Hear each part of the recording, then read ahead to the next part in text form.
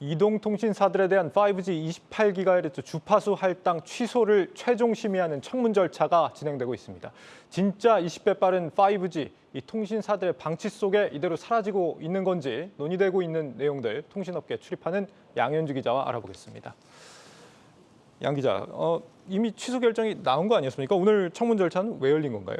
네, 오늘 청문회는 28GHz 대역 취소에 대한 이통사들의 최종 입장을 듣기 위한 자리입니다. 앞서 과기부는 KT와 LG U+에 해당 주파수 대역 취소 통보를 했고 SKT의 경우 한시적으로 유예 기간을 줬는데요. 오늘은 최종적으로 의견을 듣고 이달 중으로 정부의 최종 결정이 나올 전망입니다. 현재로서 정부의 입장이 바뀔 가능성은 높지 않을 것으로 보입니다. 네, 통신사들이 이 주파수를 할당받은 게 한 4년은 넘었다면서요. 이게 어쩌다가 이 상황까지 오게 된 겁니까? 네, 통신사들이 정확하게 말하면 이 주파수를 할당받은 건 2018년 당시인데 네. 이 당시 3.5GHz와 28GHz 두 대역을 묶음으로 할당을 받았습니다. 각각 특성이 좀 다릅니다. 일반 소비자가 이용하고 있는 5G는 바로 3.5GHz 대역입니다. 보시는 것처럼 LTE 대비 3배에서 5배 속도로 장애물을 잘 피해가고 먼 거리를 가는 데 유리해서 이미 전국에 기지국이 약 21만 대가 깔려 있습니다. 할당 취소 논란이 벌어지고 있는 28GHz 대역은 LTE 대비 최고 20배나 속도가 빠릅니다. 통신사들은 처음 5G 통신이 빠르다고 광고할 때 썼던 그 속도죠. 그래서 진짜 5G라고 부르는 이 대역 폭입니다. 그런데 28GHz 주파수는 장애물이 있으면 속도가 크게 떨어져서 좁은 지역의 기지국을 촘촘히 깔아야 사용할 수가 있습니다. 기지국을 구축하는 데 비용이 훨씬 더 많이 드는 셈이죠. 그래서 통신사들은 사실상 28GHz를 포기하고 아예 3.5GHz를 중심으로 기지국을 깔았습니다.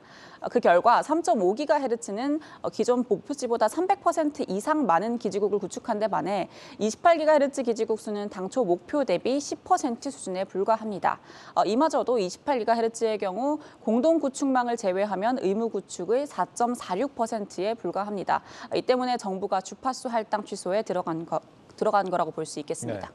결국 이제 기지국 비용 부담이 문제였다는 말이 되겠습니다. 소비자들 피해는 그러면 없는 건가요? 다행히도 앞서 말씀드린 것처럼 소비자 피해는 거의 없습니다. 현재 대부분 5G 서비스는 3.5GHz로 이루어져 있고요. 예. 기지국 수도 계속 늘어나고 있어서 서비스 품질은 갈수록 좋아지고 있습니다. 실제로 국내 스마트폰 단말기 28GHz를 지원하는 안테나도 들어있지 않기 때문에 소비자 피해는 크지 않을 거라는 전망이 나옵니다. 하지만 2018년 5G 상용화 당시 통신사들이 5G를 LTE보다 20배 빠른 속도라고 홍보를 했거든요. 네. 그러면서 최대 5G 5배 속도인 3.5GHz를 비싼 요금제 소비자들에게 판매를 해왔습니다. 일종의 도의적인 책임이 있는 겁니다. 그렇게 요금 올린 덕에 통신사들 영업이익이 연간 합산으로 4조 원이 무난히 넘어갈 거다라는 전망이 지금 나오고 있는 상황입니다. 네, 통신사들이 지금 입이 10개라도 할 말이 없는 상황일 것 같은데 나름의 또 변이 있을 거 아닙니까? 뭐라고 얘기합니까? 네, 그렇습니다. 이 통신사들의 경우 이 28GHz 주파수 할당을 위해 각각 2천억 원이 넘는 이용 대금을 내고 있는 상황입니다. 기지국을 구축하는데 조 단위의 비용이 드니까 차라리 이를 포기하고 수익이 나는 3.5GHz에 집중을 한 겁니다.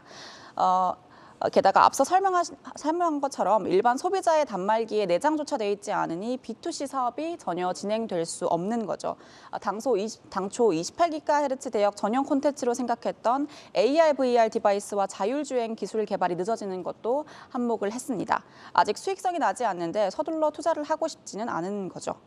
그런데 아직 사업성이 안 나온다고는 해도 통신사들이 이 사업을 아예 포기하고 싶은 상황은 아닌 걸로 보이고 정부도 또 어떻게든 이 구축하겠다 이런 입장으로 보여요. 어째서일까요? 왜냐하면 당장 수익성이 나지 않는다고 해도 예상보다 통신 데이터 양이 빠른 속도로 증가를 하고 있기 때문입니다. 네. 28GHz를 당장 상용화하기에 사업성이 떨어진다 하더라도 언젠가 가야 할 길은 틀림없기에 놓지는 못하고 붙들고 있는 상황인 거죠. 지금보다 AR, VR, 자율주행 등이 고도화가 된다면 대역폭이 넓은 28GHz를 반드시 써야 하는 때는 분명히 옵니다. 정부 입장에서도 28GHz 주파수를 상용화하는 것이 중요한데요. 앞서 설명드린 것처럼 주파수가 높아질수록 회절성이 함께 높아지는데요. 대량의 정보를 빠르게 전달할 수는 있지만 그만큼 장애물에 취약하다는 등의 특성이 있죠. 28GHz가 3.5GHz보다 5G보다 장애물에 취약한 것도 이 때문입니다. 그런데 미래통신기술인 6G의 경우 28GHz보다 높은 주파수 대역을 사용하게 됩니다. 결과적으로 28GHz에서 의미 있는 수요와 컨텐츠를 만들어내지 못한다면 6G 활성화 역시 요원한 셈입니다. 정부 입장에서는 5G에 이어 6G 세계 최초 타이틀을 가져가고 싶은데 그러기 위해선 28GHz 활성화가 필수적인 거죠.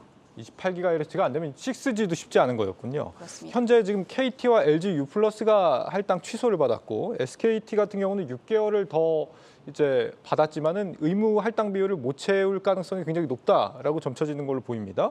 이 상황에서 오늘 과기부 측의 입장을 좀 들어보니까 이번에 이제 사업자 2개가 취소가 되면 1개는 신규 사업자에게 할당을 하고 나머지 하나는 나중에 경쟁을 통해서 다시 공급하겠다. 지금 이렇게 말을 했는데 새로운 사업자 나올 수가 있을까요? 어떻게 전망이 됩니까? 아직 새로운 사업자에 대해서 구체적으로 밝혀진 바는 없습니다. 업계에선 다양한 시나리오가 논의가 되고 있는 중인데요. 28GHz 사업의 경우 5년, 10년을 보고 인프라 사업을 준비해야 하므로 시장에 매기와 같은 사업자가 진입할 가능성이 높습니다. 일각에선 일론 머스크의 스타링크 이야기가 나왔지만 이 작은 땅덩어리에 위성 사업자를 하기엔 효율이 떨어진다는 시각이 지배적입니다.